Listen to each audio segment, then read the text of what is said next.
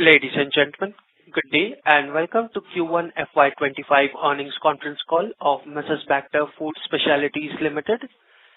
As a reminder, all participant lines will be in the listen-only mode, and there will be an opportunity for you to ask questions after the presentation concludes. Should you need assistance during the conference call, please signal an operator by pressing star then zero on a touch-tone phone. Please note that this conference is being recorded. I now hand the conference over to Mr. Anup Bector, Managing Director and Promoter. Thank you, and over to you, sir. Thank you. Good afternoon, everyone. On behalf of Mrs. Bectors Food Specialities Ltd, I extend a very warm welcome to all participants on Q1 FY'25 financial results discussion call. Today on this call, I have with me Mr. Manu Talwar, our Chief Executive Officer, Mr. Ishan Bector, Whole-Time Director, Mr. Suvir Bector, Whole-Time Director, Mr. Arnav Jain, Chief Financial Officer, Mr. Praveen Kumar Goel, Whole-Time Director. We also have Orient Capital with us on the call, who are our investor relations advisor. I hope everyone had a chance to review our investor deck and press release, which was uploaded on the exchanges and our company website. The company has started the first quarter of financial year 25 on a positive note with a 17% increase in revenue from operations and a robust gross margin of 48%. Both the business segments, biscuits and bakery, continue to exhibit strong growth trajectory. I would also like to highlight that this is our highest ever quarterly revenues. While India's consumption story remains firm, the nation underwent a long schedule of Lok Sabha elections in this quarter, followed by anticipation of results and an impending full union budget.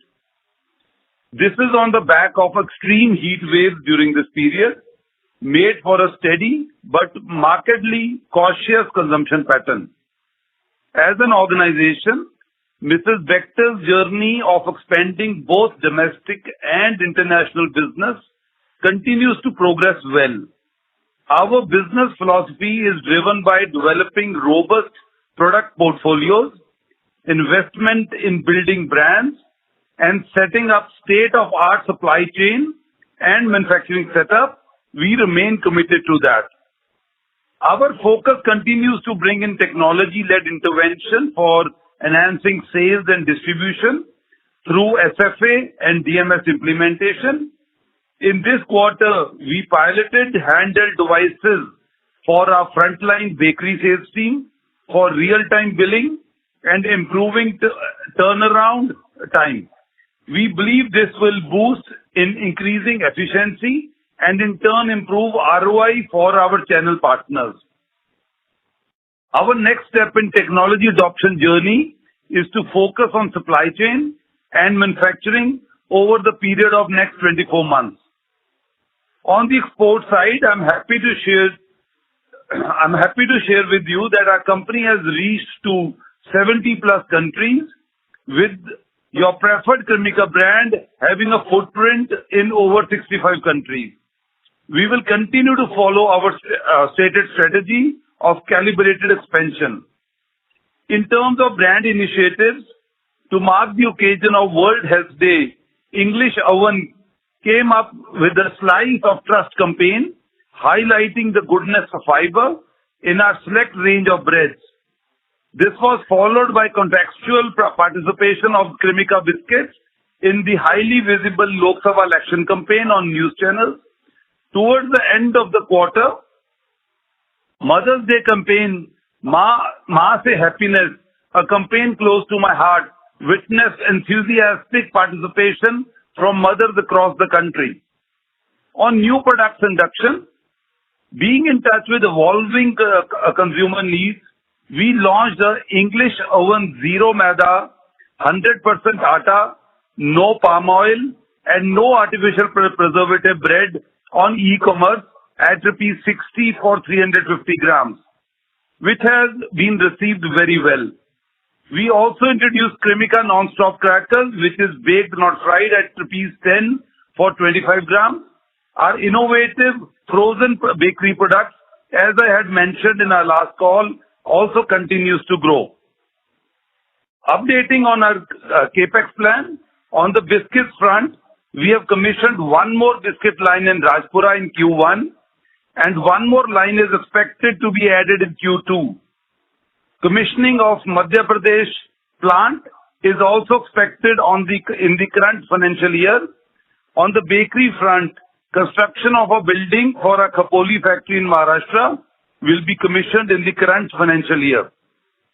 In the previous quarter, we embarked on Project Impact 1, a comprehensive initiative aimed at transforming our cost structure across organization.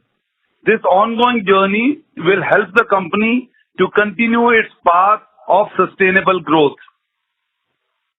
Financial performance. Now I will discuss the financial performance. Biscuits. On our biscuits segment, reported a revenue growth of 23%, which stood at INR 273 crores in Q1 FY'25 as compared to INR 223 crores in Q1 FY'24. This segment has grown by 53% over Q1 FY'23. Bakery. Our bakery segment revenue of Q1 25 stood at INR 154 crores against 135 crores in Q1 FY'24, thus registering a growth of 14% year-on-year basis, including retail bakery and institutional segments. This segment has grown by 44% over Q1 FY'23. The consolidated revenues for the current quarter stood at INR 439 crores versus INR 374 crores in Q1 FY'24, thus registering a growth of 17% on a year-on-year basis.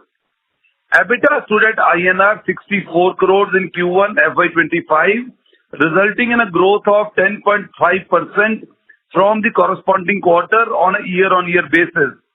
EBITDA margins for the quarter stood at 14.6%. PAT stood at INR 35 crores in Q1 FY'25 and saw a growth of 1.7% on a year-on-year basis. Our PAT margin for Q1 25 was 8.1%. With this, I would request to open the floor for question and answer. Thank you so much. Thank you very much.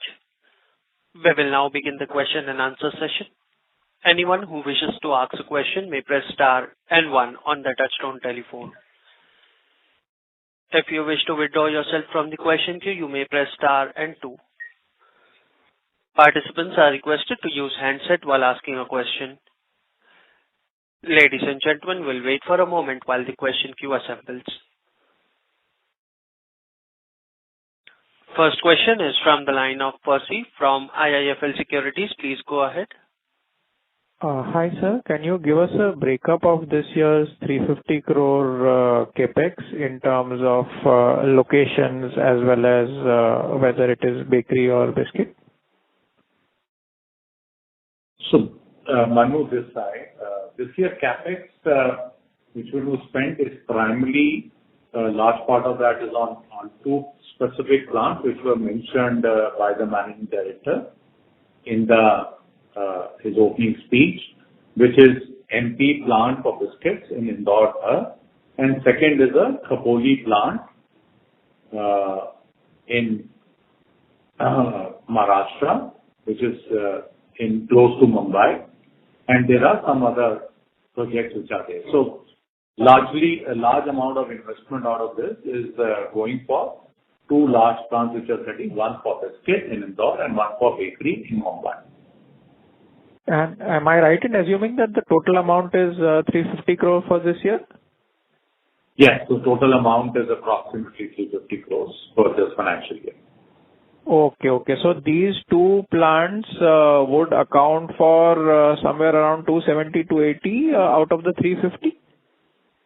Yeah, approximately that much in that range. Yes. There are other smaller investments. There's some investment we are doing in current existing bakery in Noida, and there are other few investments which are there, which are a normal year-on-year investments. But yes, what you said, it will be in ballpark that number. And both these are greenfield, right? Both are greenfield, absolutely. Right. Sorry to dwell a little deeper, but will you be able to tell me which one is the larger of the two in terms of the capital outlay, Khopoli or MP? So, Khopoli is a larger outlay, and there is a reason for that. Let me also explain that. You see, in a biscuit plant, we are creating a larger infrastructure because these are both greenfield plants, and we will have a space to keep adding lines in the future. And in case of Khopoli plant, bakery plant, because normally you have to put a line based on the capacity for next few years.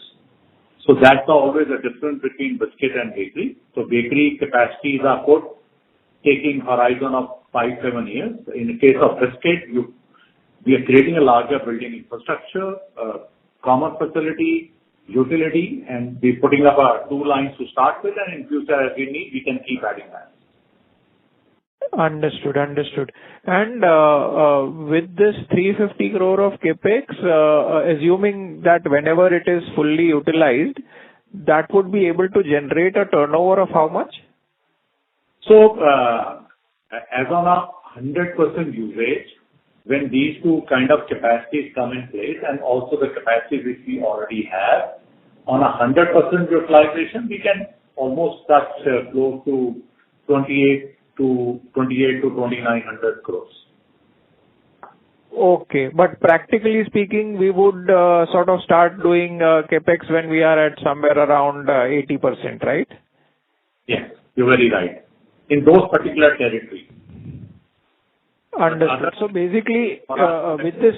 Definitely. So those particular territories there, but other territories where we are growing or we have to newly start the business, we would definitely need investment there.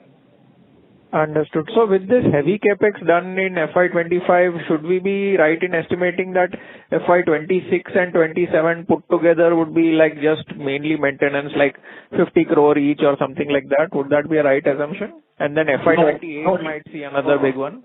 No, it won't be. Actually, we are just in the process of finalizing our layouts for 26 and 27, right? So probably in the next call, we'll be able to quote, but it will be definitely more than that. Because, when we are in a growth mode, we need to have our supply chain capacity well in place, right? And as I explained to you, especially in case of bakery, we need to have those capacities well in place for next few years, because we can't keep adding capacity on a yearly basis. Normally, you add capacity to take care of good next 4 to 5 years or more than that in that particular geographical area. Right. Understood. Coming on to the biscuit segment, you've grown 23%, but any rough idea on what would be the domestic growth out of this? So as we briefed in the last call also, and we can see the consumer trends, so biscuit growth have kind of slowed down over the last 2 quarters in the domestic side. But yes, we saw this quarter being better than last quarter. So that was Sorry, lost you, sir. Hello? Said that we briefed in the last call also, and as you can see, all consumer businesses, even in our industry of biscuits, have kind of slowed down on growth over the last 2 quarters.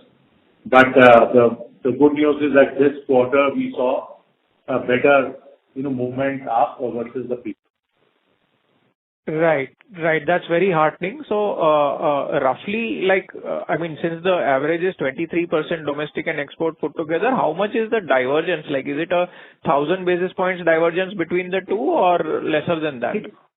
We at this stage don't share it, growth separately for both the businesses, both on the bakery and biscuit side. So I think I've given you good indicative numbers. Okay. How it is progressing. Understood. And finally... Sorry to interrupt, Mr. Percy. May we please request you to join the queue? Thank you.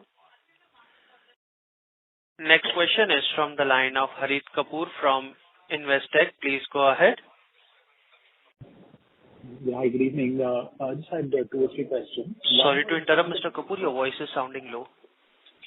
Is it better? Yes, please go ahead. Okay.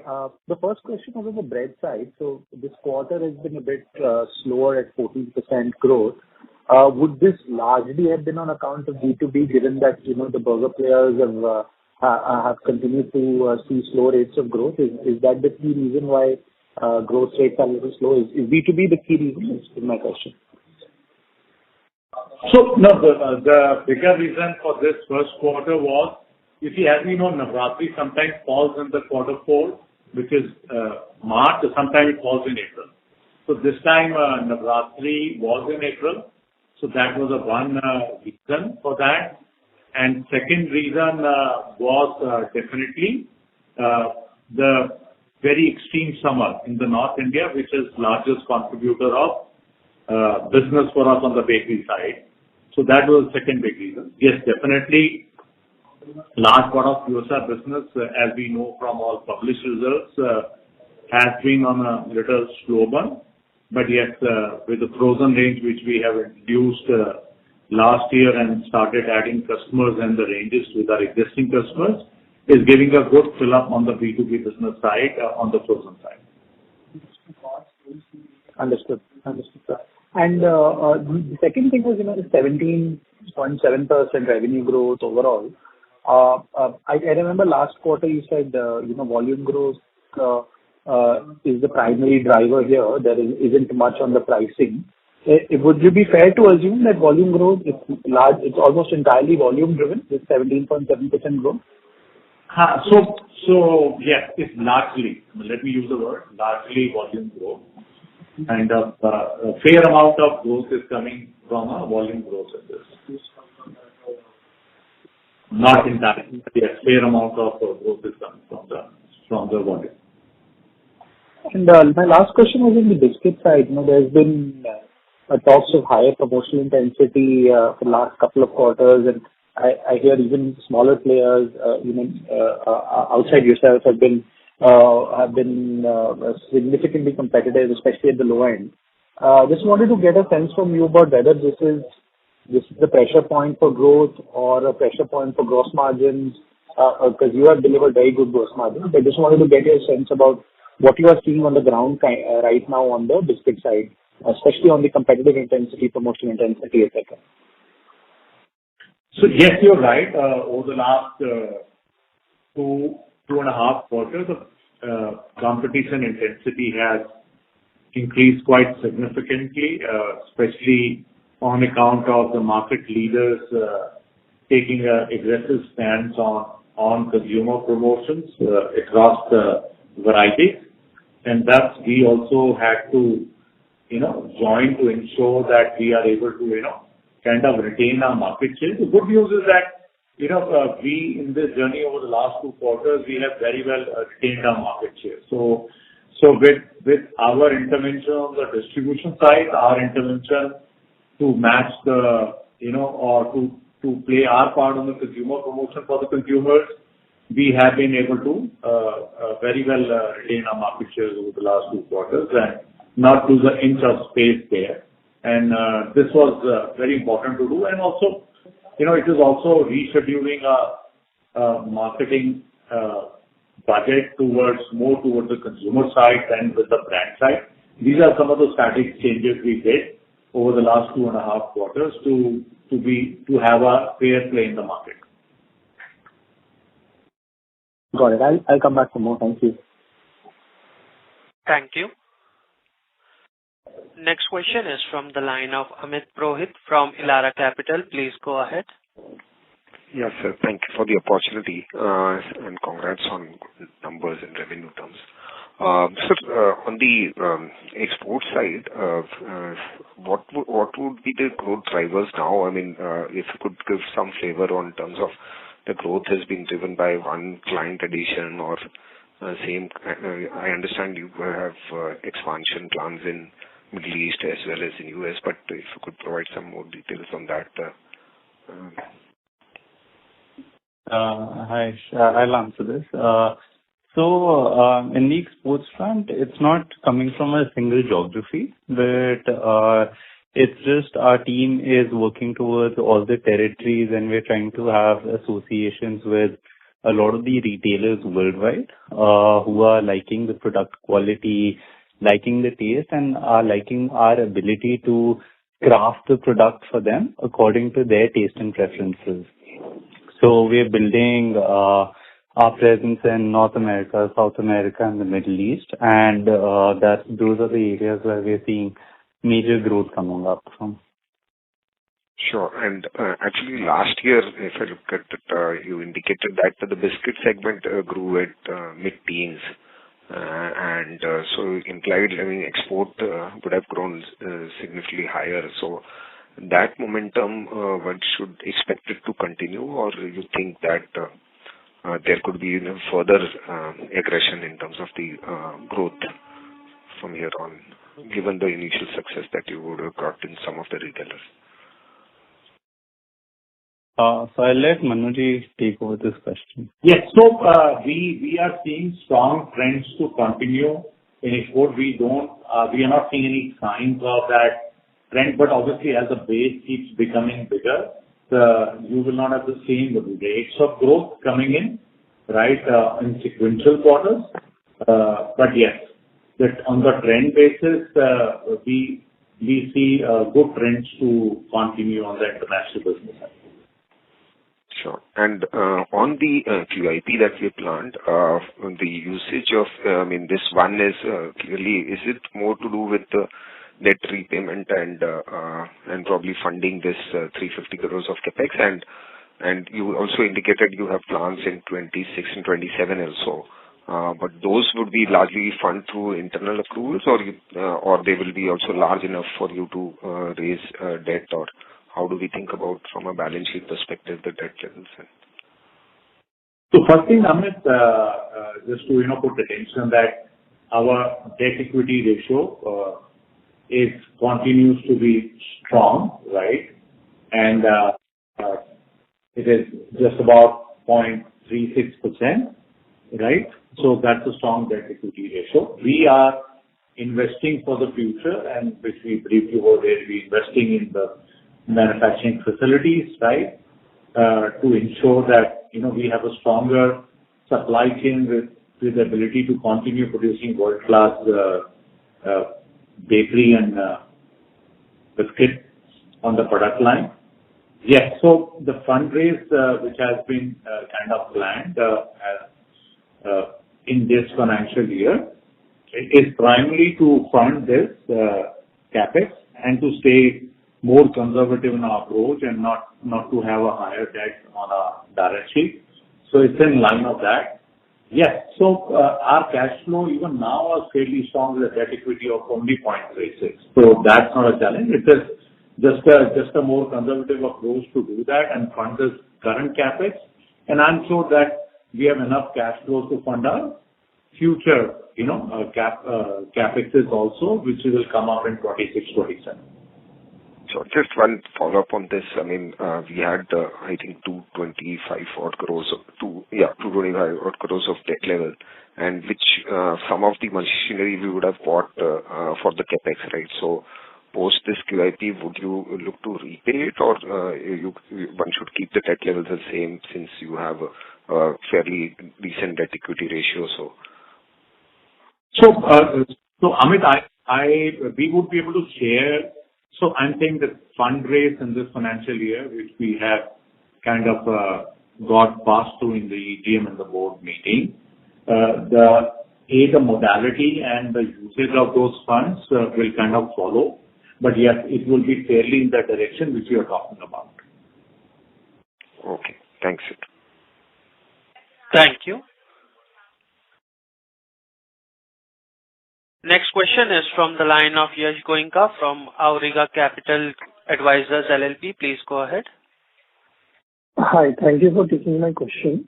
What kind of demand are you seeing from the q-commerce space for garlic bread, burger buns, pizza base, and kulchas? Sorry, can you be a little closer to mic and louder? Is it better? No, it is not. It is still sounding the same. Is this better? Hello? Yes, Yeah, please go ahead. Please try.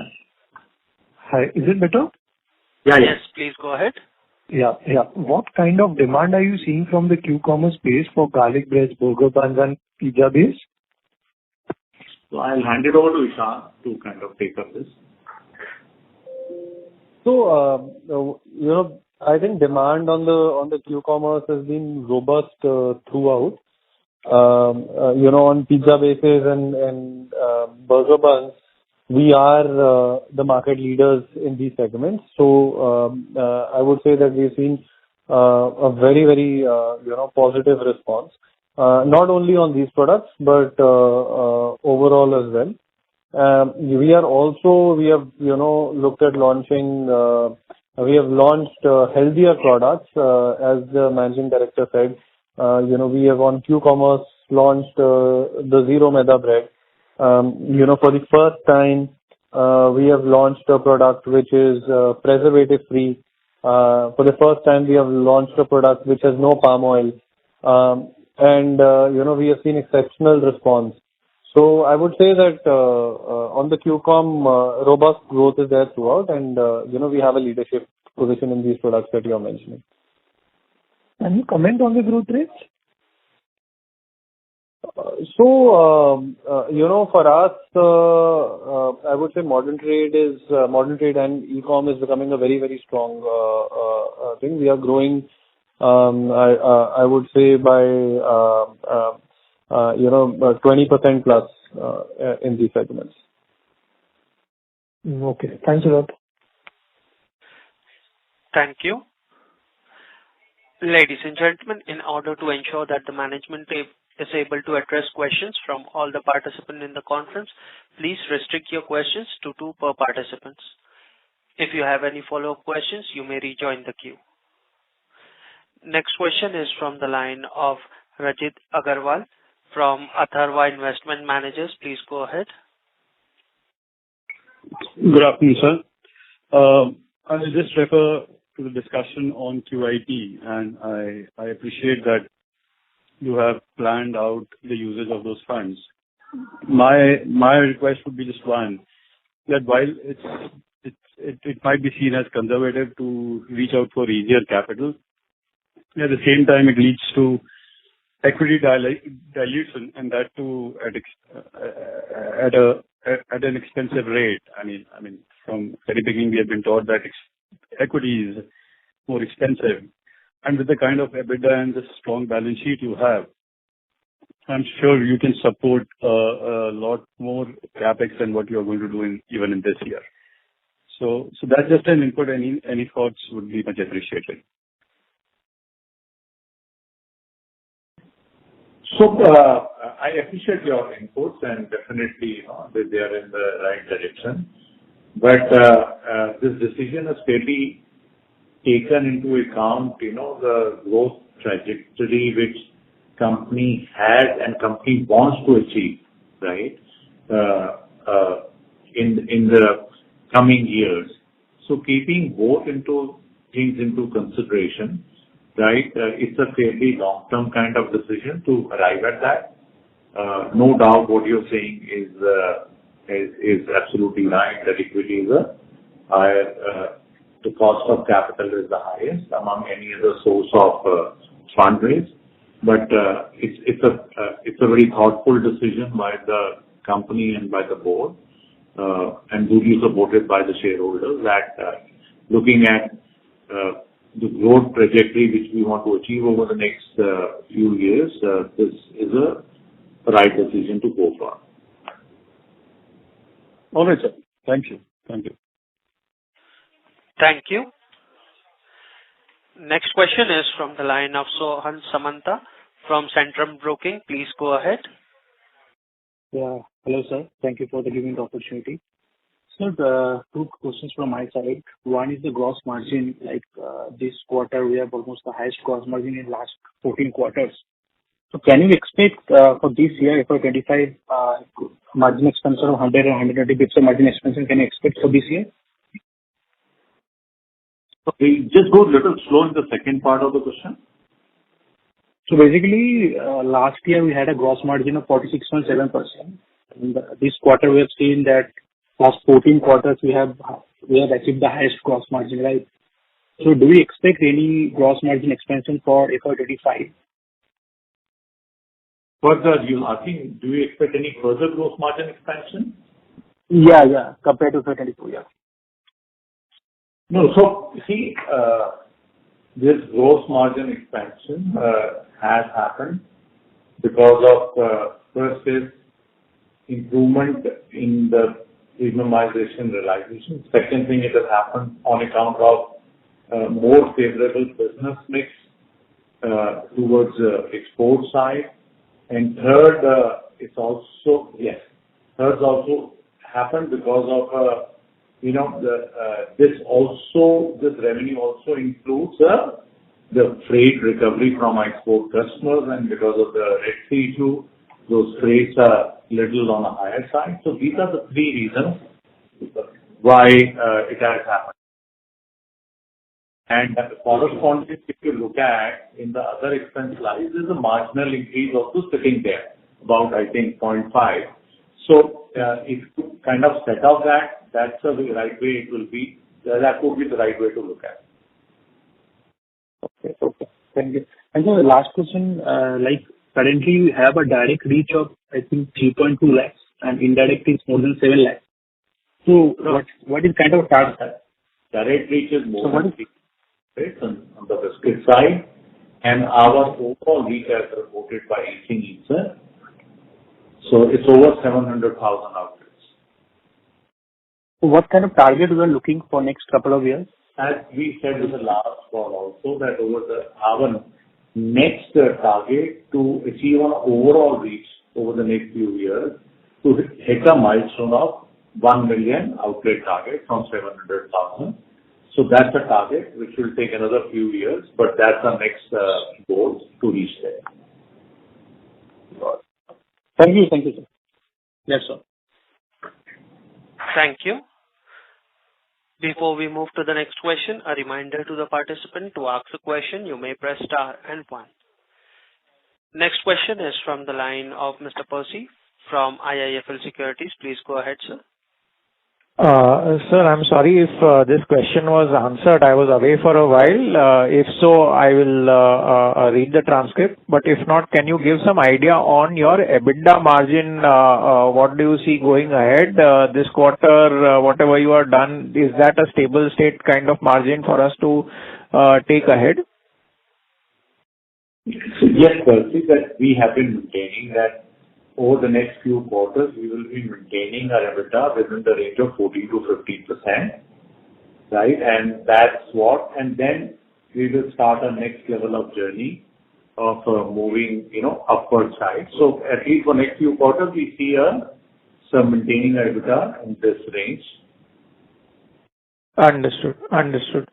And on domestic biscuits, while I know you're not giving the growth separately, could you tell us if, in your estimation, you have gained market share, and also which are the geographies in which the growth is significantly ahead of the company average growth? Company average as in for domestic biscuits. So on a market share, as I said, our market share on overall basis, we have over the last 2 quarters maintained our market share, right? And if I remember right, over the last year, same period, we have a marginal over the last full year. So full year versus full year, there was some marginal gain. But yes, in this highly competitive actions and a very aggressive play by the market leader, we have been able to very well retain our market share and our space in the market. Got it, sir. And finally, on exports, the growth in exports is coming from sort of which geography and what type of clients? So is it like supermarket clients, or is it sort of contract manufacturing for some smaller brands there, or is it that you are selling in your own brands in the export? I'm sure it's a mix of all three, but where is the growth largely coming from? Hi, Percy, this is Savir this side. So the growth we're experiencing is from South and North America. South America predominantly is where we're supplying our own Cremica branded products, which are going into the market, where we have distributors in a lot of the markets which are prevailing there, right? So we're experiencing a lot of growth from those territories. The second is North America. When you said clients, some of the clients which we are associated with are Walmart, Walgreens, CVS, Dollar General. So we are, supplying to these brands under their label. And with some of these retailers, we are also supplying them with Cremica label products. So it is a mix of a white branded, like a private label, and also a Cremica branded approach. And these two are the territories where we are experiencing major of our growth.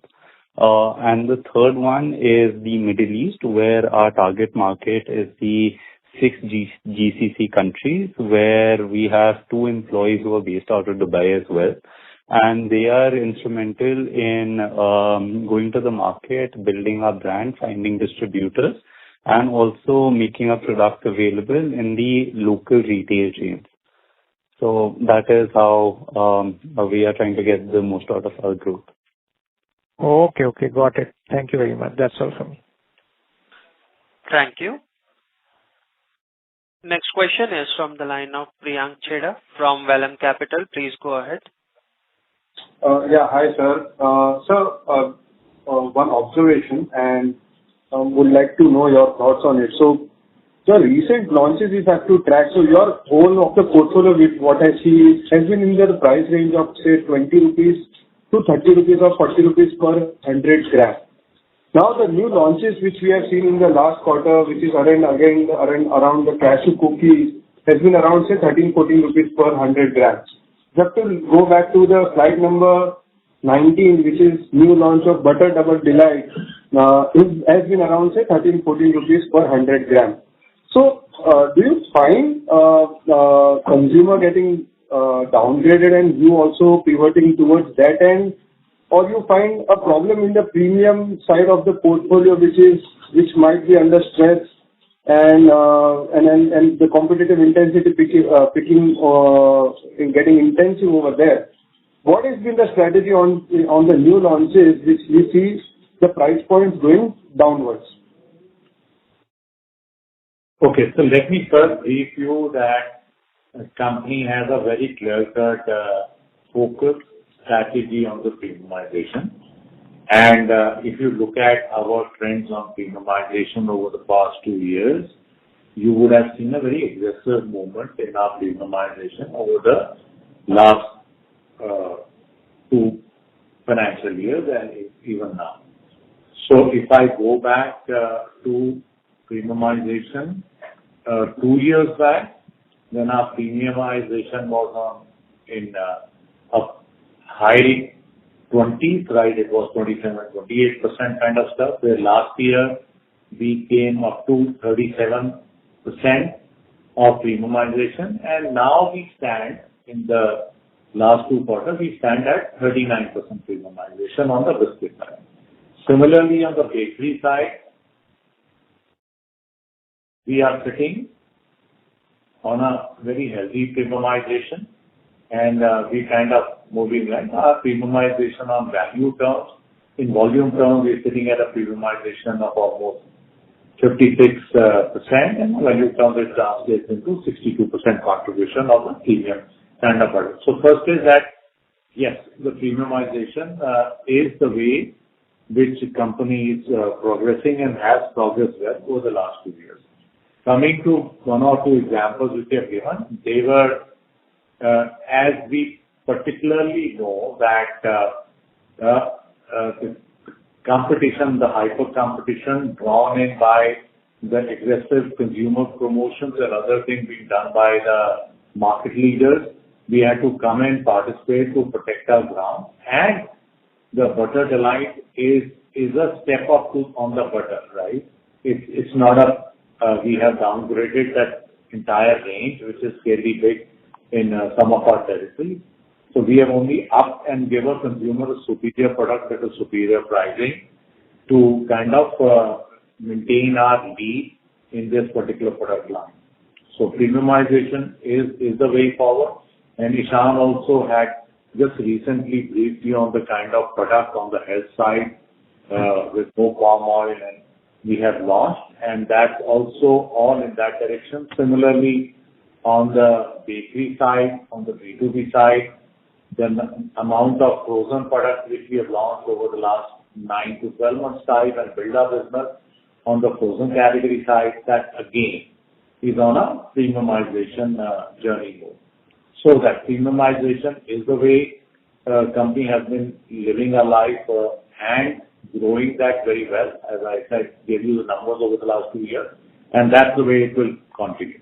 And the same is in the export side also, and we very well seen that premiumization of journey on exports is also continuing and moving in the right direction.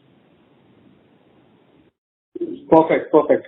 And sir, would it be possible to share which are the top selling biscuits, or maybe you can share the top selling SKUs, or maybe a top 5 biscuits for us in terms of the revenue scale? It would be great. So Percy, can somebody get back to you separately on this? Because let's give some other people also some chance to, ask questions. I'll make sure somebody will get back to you on that.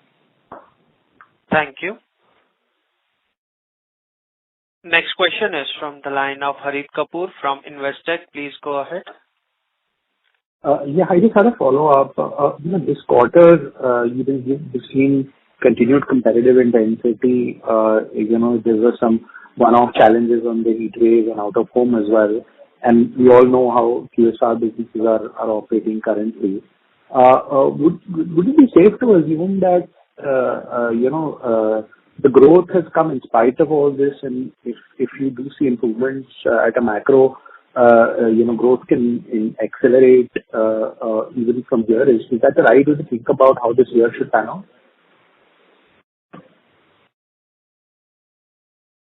So Harit, as I was briefing you earlier also, that let Ishan, I think he'll be able to explain it better, that how he built up the whole frozen range of new product development and how it's helping us in the revenue growth management. Ishan, would you take up that? Yeah.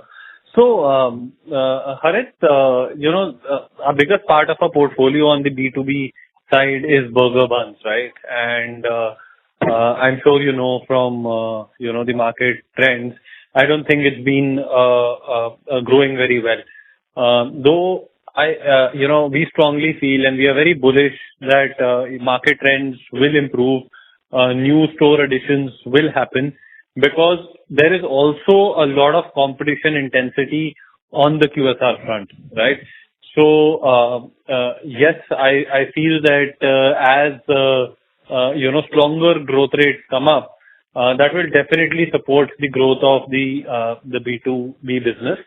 Other than that, what we have been also focusing on is getting into non-bun businesses, right? To reduce our dependency on one product category. And I think that story is playing out very well. On the frozen side, I think we've done a very good job. We are still very, very nascent on frozen desserts as a category, which we see has a big potential, because whether it is our existing customers or opening new customers, this kind of product portfolio will definitely strengthen our position. So yes, we feel that good growth should lie ahead. Great. Thanks, Ishan, for this. That was my follow-up. Thank you. Thank you. Next question is from the line of Amit Purohit from Elara Capital. Please go ahead. Yeah, thank you for the follow-up, sir. Sir, on the biscuit again, you had highlighted last year that mid-teens kind of growth. So in the context that we are in, where there is competitive intensity and overall slow down in consumption generally, would you maintain that kind of a domestic growth outlook could continue this year as well, or you think there could be some challenges here? So Amit, as I briefed you earlier, that the consumer offtake slowdown for the industry, the competition intensity, both the competition intensity has increased, and we very well know that consumer offtakes for the industry has slowed down post Diwali over the last 2.5, 3 quarters, right? Our first motto was to ensure that we hold our ground in this competition intensity and don't lose an inch of a space and maintain our market share. So I just want to confirm that we've done that over the last 2 quarters of overall maintaining our market share and participating in this highly competitive market to hold our ground and maintain our market share. Second thing I said was that this quarter, compared to the previous quarter, the preceding quarter, it has shown some forward movement. And coming Diwali season, we are very, very hopeful that it will be a start of a turnaround for the industry itself, right? Because we are a smaller part of the industry, and we're very hopeful that, with our continued focus on distribution and marketing and duly supported by the festive season which is coming, it should move in the right direction. Sure. So second half one should start building in a better outlook, and Q2 would still be some challenges with that. Yes, I said that Q1 was better than Q4 of last financial year, and definitely we expect Q2 also to be better than the previous quarter. And then coming next quarter, which is the festive quarter, it should definitely start a further improvement, and it should keep scaling up every quarter. That's what we as of now foresee. Sure. Thanks a lot. Thank you. Participants, to ask a question, you may press star and 1. Next question is from the line of Gurmeet Singh, who is an individual investor. Please go ahead. Good evening, everyone. Our net profit growth for the quarter is less than 10% compared to 17% revenue growth, even after premiumization and benefit of scale. What can be the reason? Yeah. So, absolutely, you're right that our EBITDA growth is 10% versus our revenue growth of 17%, and it is on account of 2-3 reasons.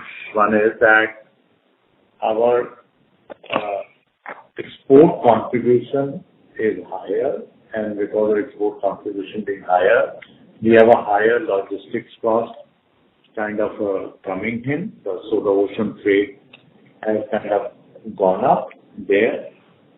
Second is that because of hyper competition, we have invested more in the marketing, the promotion side. Third is we will see the financials that our employee cost is higher than previous year, and that's higher largely because of the reason that we added new lines in Rajpura. Last year we added one line in this year. We added a new plant in Bhiwadi in bakery. So we need to put the organization, people in place, and the utilization keeps improves quarter on quarter for these lines. So that's also impacting the cost, employee cost, and plus some bit of last leg of strengthening of the leadership was required, which we have done, which will kind of get normalized over the next few quarters. So these are the few reasons why you see that. This is the reason, and which as I said, you will see over the next 3-4 quarters that will get normalized. Okay. Thank you. Thanks. Thank you. Next question is from the line of Chirag Lodaya from ValueQuest. Please go ahead. Thank you for the opportunity. Sir, if you can talk more about frozen dessert category, how big is the opportunity here and, what to expect over next 3 to 4 years? See, we are very new in this category. But what this also does is open up the HoReCa channel for us, right? It's not only the QSR channel, it also opens up the HoReCa channels, where is actually, if you ask me, a new line of business for us, right? I think it also adds, as we are seeing, whether it is McDonald's or Burger King or Rebel Foods. Today, they are introducing cafe models. Rebel Foods also has its own brand of